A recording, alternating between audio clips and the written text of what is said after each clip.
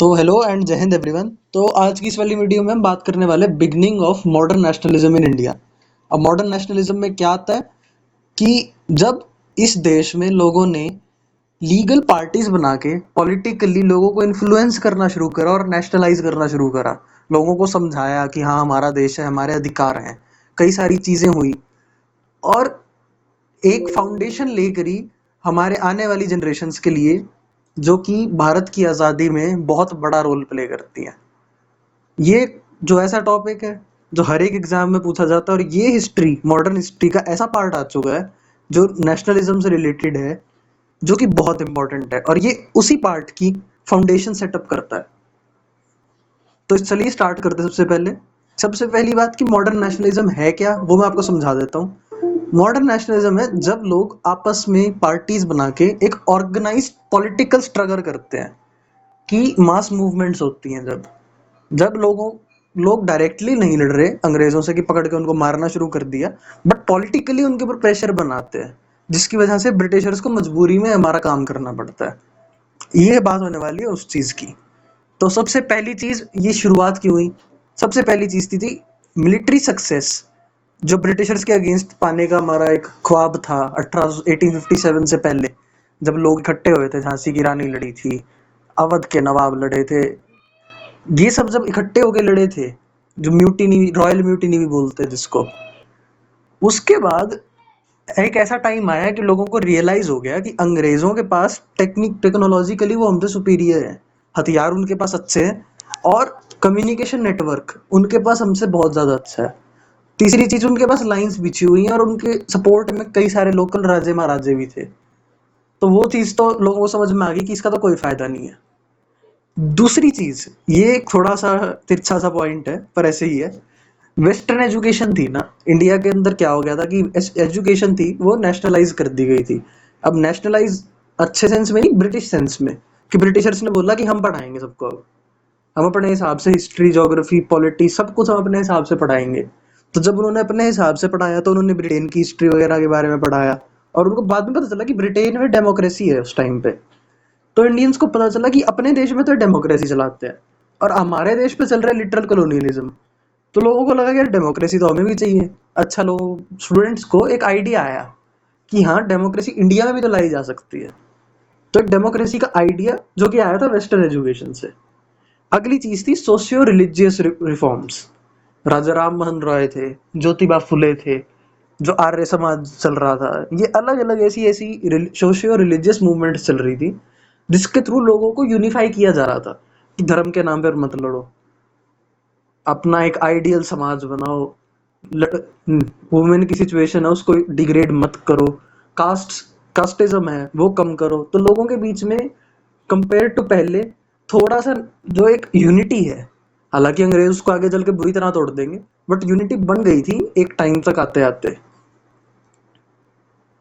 अगली चीज आ गई थी growth of modern press and vernacular languages.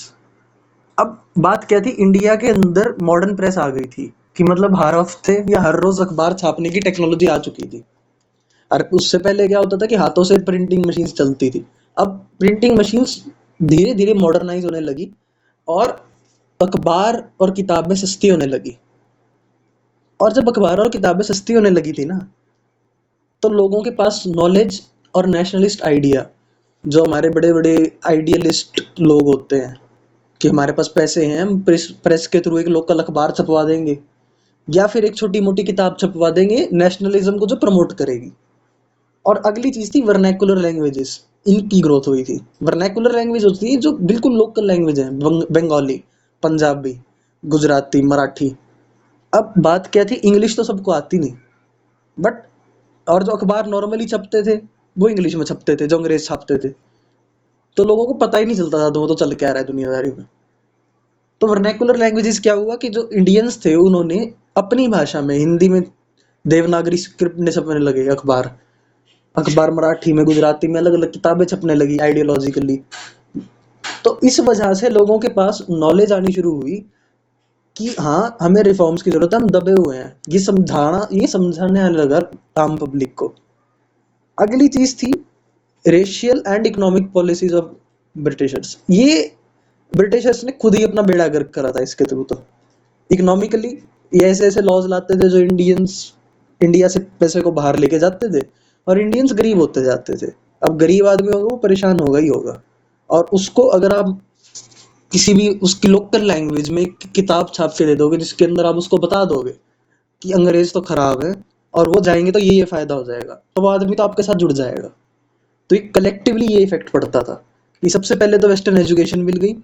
उस वेस्टर्न एजुकेशन में से कोई एक ऐसा बंदा निकलता था जो कि अखबार या किताब छाप देता था, वो भी लोकल लैंग्वेज में। और लोकल लैंग्वेज में जब किताब या अखबार छपता था, वो मेजॉरिटी जनता पढ़ती थी, जो जनता ऑलरेडी इकोनॉमिकली परेशान है ब्रिटिश एम्पायर से। और रेशियल पॉलिसीज आती थी ब्रिटिशर्स की, कई ऐसी पॉलिसीज थी। अब एक बहुत एक फेमस लाइन है, Indians and dogs are not allowed. ये मूवी वगैरह के थिएटर होते थे या फिर रेलवे स्टेशन में जो फर्स्ट क्लास की टिकटें होती थी उसके अंदर लिखा होता था। तो इंडियंस को वो फील होता था कि यार हम क्यों नहीं अलाउड, हमने ऐसा क्या कर दिया। अब इस ये सारी जब चीजें कलेक्टिवली चली तो इंटेलेक्चुअल ग्रुप्स राइज हुए, और वही इंटेलेक्चुअल ग्रुप्स आगे चल के अलग अलग पॉलिटिकल पार्टीज का रूप लेते हैं। और वो अलग अलग पॉलिटिकल पार्टीज एक इतना तगड़ा बेस बना देती है कि एक पॉइंट पे आके इंडियन नेशनल कांग्रेस बन जाती है। और जब कांग्रेस बनती है उसके बाद की हिस्ट्री में कांग्रेस सबसे बड़ा रोड़ा बोलते हैं ना जिसे ब्रिटिश राज के लिए, वो खड़ा हो जाता है। तो सबसे पहले अभी बात करते हैं थोड़ी सी रेशियल और इकोनॉमिक पॉलिसीज के बारे में।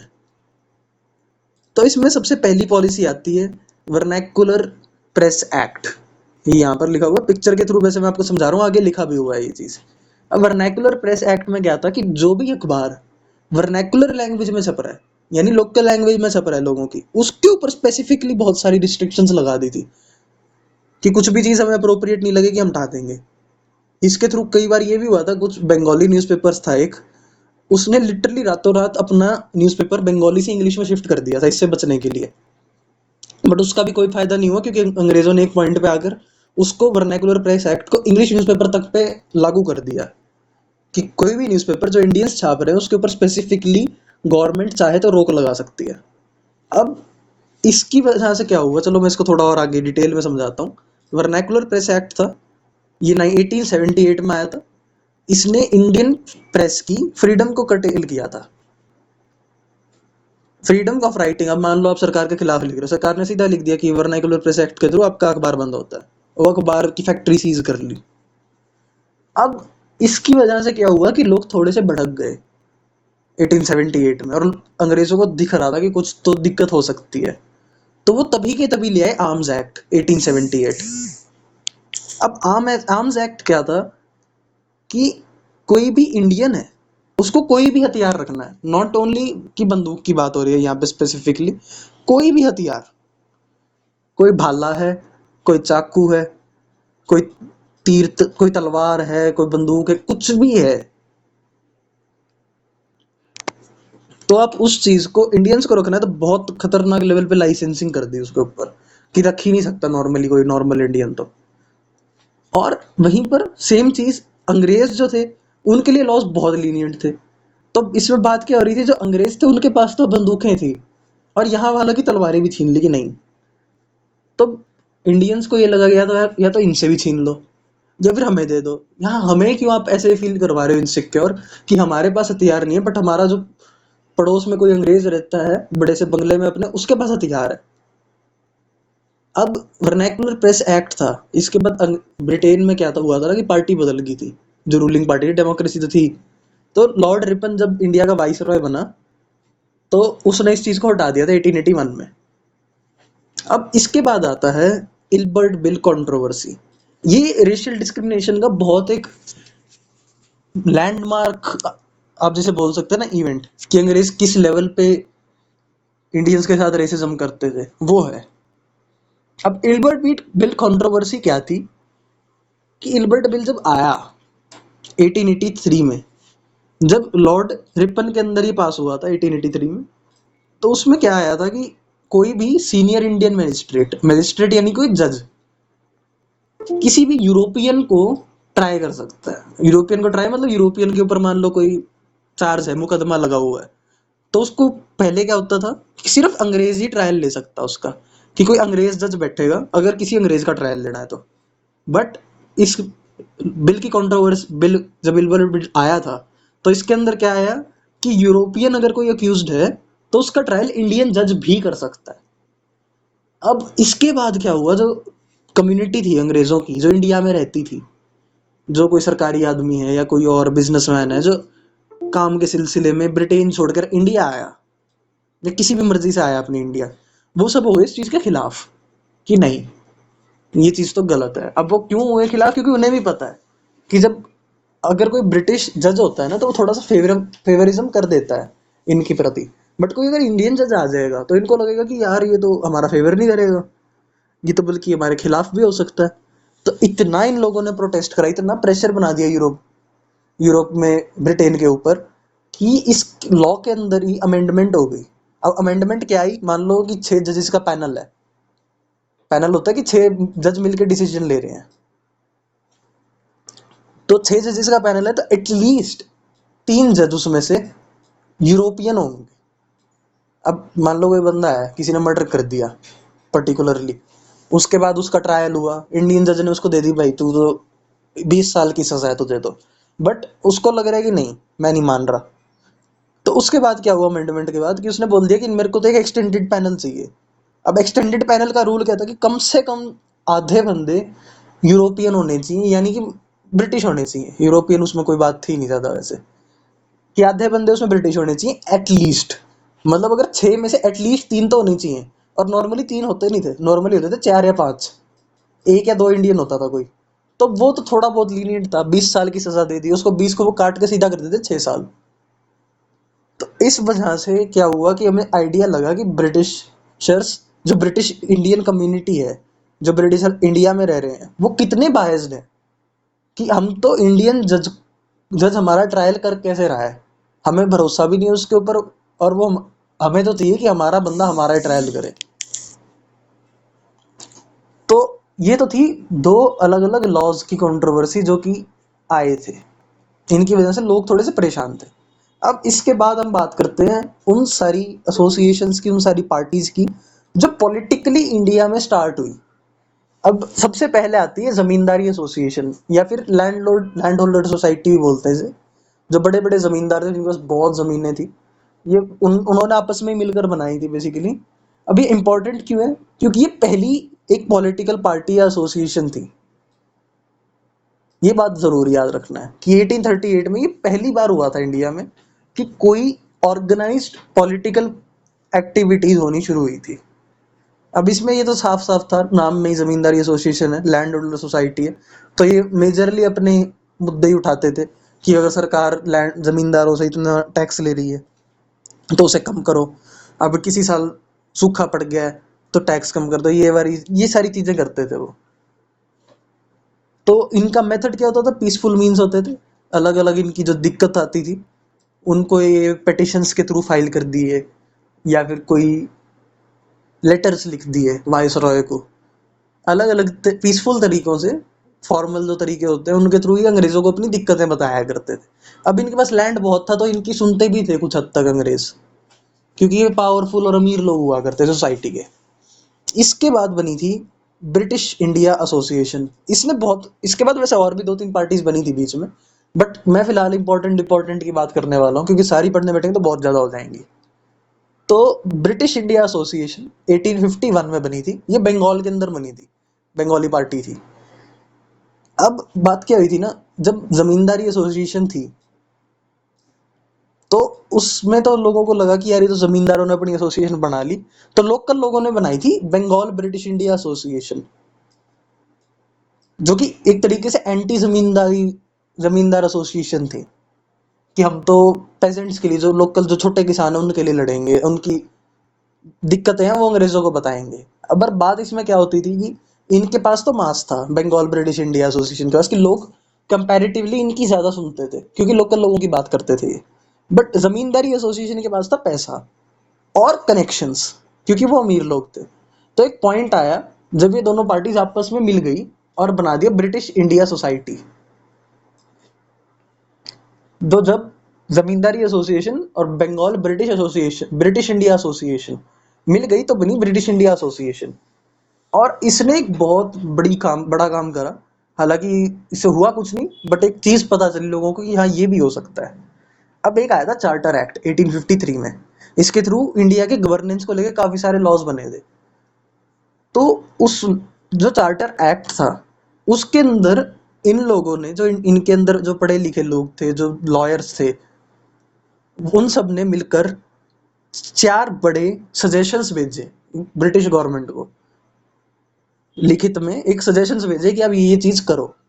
तो सबसे पहला था कि सेपरेट लेजिस्लेचर बनाओ आप एक, कि जो डायरेक्टली कंपनी का या फिर जो ब्रिटिश एम्पायर का जो रूल चल रहा है उसके अंदर आप इंडिया के अंदर एक लेजिस्लेचर बनाओ, यानी कि पार्लियामेंट बनाओ, आप लोकसभा बनाओ, राज्यसभा बनाओ, ऐसा कुछ करो instead of directly ruling through the government officials. इन्होंने ही 1853 में ही बोल दिया था, हालांकि बनी बहुत आगे जाके थी। उसके बाद आया था separation of judiciary from executive. अब इसमें क्या होता था कि जो पुलिस वाले थे ना और वो जो जुडिशरी थी, इन दोनों का आपस में रिलेशन था कि अगर कोई पकड़ के ले गए तो जुडिशरी को बोलते थे कि इसको सजा दे दो। अब वो जुडिशरी कहीं ना कहीं पुलिस वाले के दबाव में आ जाती थी और फिर उनको मजबूरी में सजा ज़्यादा देनी पड़ती थी। तो इन्होंने बोला कि जुडिशरी को एग्जीक्यूटिव से अलग रखो, कि अगर वाइस रॉय कुछ बोल रहा है तो फिर जुडिशरी क्यों सुन रही है उसकी। जबकि हालांकि ऐसा नहीं होना चाहिए। आज की डेट में अगर हम मॉडर्न इंडिया में देखें तो जुडिशरी और एग्जीक्यूटिव दोनों अलग अलग है। प्राइम मिनिस्टर अगर कोई गलत बिल के ऊपर आज की डेट में बोलेगा जुडिशरी को कि अब नहीं भाई ये चीज़ तो हमारा केस अटक रखा है, पास करो, तो जुडिशरी के ऊपर कोई खास बर्डन नहीं है, प्रेशर नहीं है, बट उस टाइम पर था। तो उन्होंने बोला इस चीज़ को अलग करो। इसके बाद आया था reduction of salaries of higher officials, कि जो बड़े बड़े अंग्रेज अफसर आ रहे हैं। अब हायर ऑफिशियल्स क्यों बोल रहे हैं, क्योंकि हायर ऑफिशियल सारे ही अंग्रेज होते थे। जितना भी ऊपर लेवल का कोई ऑफिसर है, कोई आईएएस है, कोई आईपीएस है, उस टाइम पर आईएएस आईपीएस उनके नाम अलग होते थे, बट आप वैसे समझने के लिए समझ सकते हो। कोई आईएएस आईपीएस है तो उसकी सैलरी इतनी ज्यादा होती थी कि मतलब बड़ा सा बंगला आज की डेट में भी मिलता, पर उस टाइम पर देखें तो बहुत ही ज्यादा थी। तो उस चीज को बोल रहे थे कि इनको कम करो आप, क्योंकि होते अंग्रेजी थे, इंडियन का भी उस लेवल तक उस टाइम पर जाने ही नहीं देते थे उनको। और अगला था abolition of salt tax and Akbari. अब ये टैक्सेस के ऊपर भी आ गए कि ये छोटे मोटे बेकार के टैक्स हटाओ, इनको लोगों के ऊपर बेफालतू का बर्डन डाल रहे हो फाइनेंशियली। तो ये आपको याद रखना है कि ब्रिटिश इंडिया एसोसिएशन 2 एसोसिएशंस के ज्वाइनिंग से बनी थी, जमींदार की एसोसिएशन और बंगाल ब्रिटिश इंडिया एसोसिएशन। और इन्होंने क्या क्या सजेशंस भेजे थे, हालांकि मानना इनमें से एक भी नहीं था उन लोगों ने, बट इन्होंने एक शुरुआत करी थी कि हम अंग्रेजों को तरफ अपनी मांगे रखेंगे जनरल पब्लिक के थ्रू। इसके बाद ये आई थी बड़ी एक इंपॉर्टेंट ईस्ट इंडिया एसोसिएशन। ये इंपॉर्टेंट क्यों है, क्योंकि ये बनाई थी दादा भाई नौरोजी ने लंदन के अंदर। ये इंडिया के अंदर नहीं बनी थी, इसे लंदन के अंदर दादा भाई नौरोजी का वैसे एक बात बता देता हूँ मैं, grand old man of India हम इन्हें बोलते हैं, क्योंकि इन्होंने बहुत सारी चीजें करी थी। पीसफुल मेथड ही थे इनके भी, बट ये लंदन में बैठ के लंदन के पार्लियामेंट में भी जाके इंडिया के लिए बात करते थे। इनकी लिटरली स्पीच थी एक, कि लंदन के पार्लियामेंट में जाकर इंडिया के बारे में बता रहे हैं कि आप इंडिया के साथ ऐसे ऐसे करो। अब क्योंकि रूल तो इंग्लैंड से ही चल रहा है, रूल तो इंडिया का जो रूल है, जो इंडिया के लिए लॉज है, वो सारे बन तो लंदन में ही रही हैं। तो इन्होंने लंदन में रहते हुए अंग्रेजों के सामने आवाज उठानी शुरू कर दी कि ऐसे ऐसे हमारा देश परेशान है। इन्होंने एक किताब भी लिखी थी कि ड्रेन ऑफ वेल्थ, जिसके थ्रू ये बता रहे थे कि इंडियन इकोनॉमी को आप ब्रिटिश इकोनॉमी खराब कर रही है, हमें इंडिया में इंडस्ट्रीज चाहिए, हमें ये करना है वो करना है। और इन्होंने एक स्पेसिफिक बात करी थी कि जो इंडियंस हैं उनको हायर सर्विसेज में डालो। इन्होंने बोला था कि आप इंडियंस को हायर सर्विसेज में एक में भी डाल नहीं रहे। आप चाहे आर्मी की बात कर लो, चाहे पुलिस डिपार्टमेंट की बात कर लो, चाहे एडमिनिस्ट्रेशन की बात कर लो, चाहे रेवेन्यू, चाहे रेलवेज, किसी भी ऐसा कोई भी ऐसा डिपार्टमेंट नहीं था जिसके अंदर ऊंची पोस्ट इंडियन को दी जाती थी उस टाइम पर, जिसके ही खिलाफ थे। और लैविश एक्सपेंडिचर भी था कि इनके ऊपर आप इंडियंस तो बिठा नहीं रहे और खर्चा दबा के कर रहे हो फिर इनके ऊपर। तो ये आपको ईस्ट इंडिया एसोसिएशन जरूर याद रखना, आगे भी हिस्ट्री पढ़ोगे कभी तो इसका जिक्र बहुत होएगा। क्योंकि अब इसके बाद 1876 में एक और पार्टी आती है, इंडियन एसोसिएशन ऑफ कैलकटा।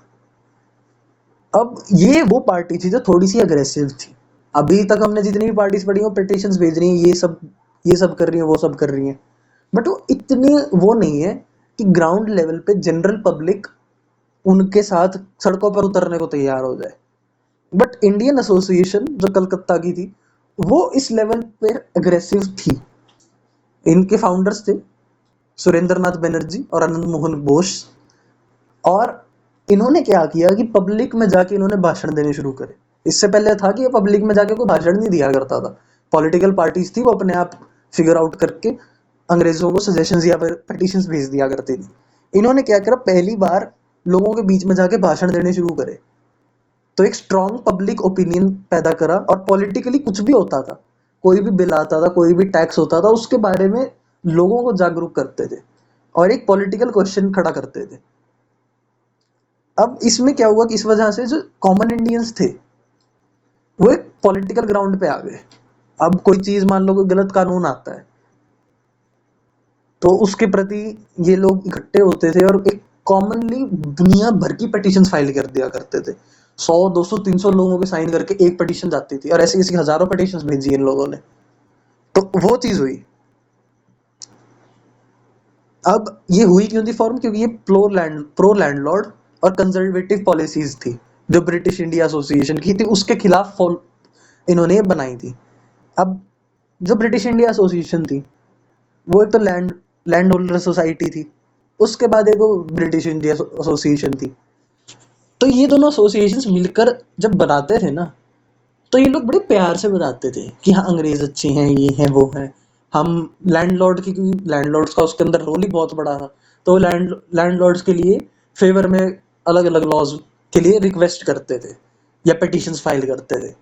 तो ये लोग चाहते थे कि जो एग्जैक्ट एक्चुअल कॉमन मैन है उसकी जो नीड्स है, उसकी ग्राउंड रियलिटी है, ग्राउंड पर जाकर देख कर आएंगे और हम बताएंगे ब्रिटिशर्स को। पॉलिटिकली प्रेशर बनाना इन्होंने शुरू किया था, हालांकि इतना कुछ खास नहीं बना था। ये बंगाल वाले रीजन में बहुत एक्टिव थे, पर बाकी इंडिया में इनका कुछ खास ज्यादा इम्पैक्ट नहीं हुआ। और मेजोरिटी पार्टीज जो आज हम पढ़ने वाले हैं, इनका impact all over India, pan India जिसे बोलते हैं, प्रेजेंस अक्रॉस द नेशन, वो नहीं हुई कभी। अब इसके बाद आता है the Bombay presidency. Bombay presidency नहीं है, बॉम्बे प्रेसिडेंसी एसोसिएशन। आगे प्रेसिडेंसी तो उस टाइम पे बॉम्बे था ही, ये आगे लिख लेना, बॉम्बे प्रेसिडेंसी एसोसिएशन। इन्हें एक चीज मैं लिखवा देता हूँ, फोर फादर्स हैं आईएनसी के, जो कि इंडियन नेशनल कांग्रेस है। ये बॉम्बे प्रेसिडेंसी एसोसिएशन ही आगे चल के इंडियन नेशनल कांग्रेस में कन्वर्ट हो जाती है, मेजोरिटी ऑफ जो बंदे थे। अब इसके फाउंडर्स बड़े इंपॉर्टेंट है, क्योंकि ये आगे चल के कांग्रेस के बहुत एक मशहूर लेवल पे जिसे आप बोल सकते हैं, पहले तो खासकर फिरोज शाह मेहता और बदरुद्दीन तैयब, ये दोनों तो बहुत मतलब प्रोमिनेंट मॉडरेट लीडर्स बनते हैं कांग्रेस के। तो इन दोनों ने, ये दोनों थे, और एक केटी टेलन थे। तो इन लोगों ने क्या किया था कि इंडियन इंटरेस्ट को पाइनियर किया था, और ये बनी थी उसके ठीक बाद फटाफट इन्होंने first meeting of Indian national Congress थी बॉम्बे में, इन्होंने ऑर्गेनाइज करवा दी थी। तो यही चल के आगे चल के इंडियन नेशनल कांग्रेस भी बन गई। तो अब ये तो बात कर ली हमने आज की जितनी भी पार्टीज थी उनकी, और जो 2 या 3 बड़े बड़े एक्ट्स थे जो रेशियली और इकोनॉमिकली इंडियंस की तरफ ऑप्रेसिव थे और रेशियल थे। तो चलो आज की इस वाली वीडियो में इतना ही। अगली वाली वीडियो में हम बात करने वाले हैं इंडियन नेशनल कांग्रेस की शुरुआत की, क्योंकि यहाँ पे हमने देख लिया कि यहाँ पे लास्ट में जो बॉम्बे प्रेसिडेंसी एसोसिएशन है वो पहली मीटिंग ऑर्गेनाइज करवा देती है इंडियन नेशनल कांग्रेस की। और इतनी सारी जो चीजें हुई थी, इन सब ने एक बेस तैयार कर दिया था इंडियन नेशनल कांग्रेस के लिए। तो अगली वाली वीडियो में हम बात करने वाले हैं इंडियन नेशनल कांग्रेस की। आज के लिए इतना ही। थैंक यू एंड जय हिंद।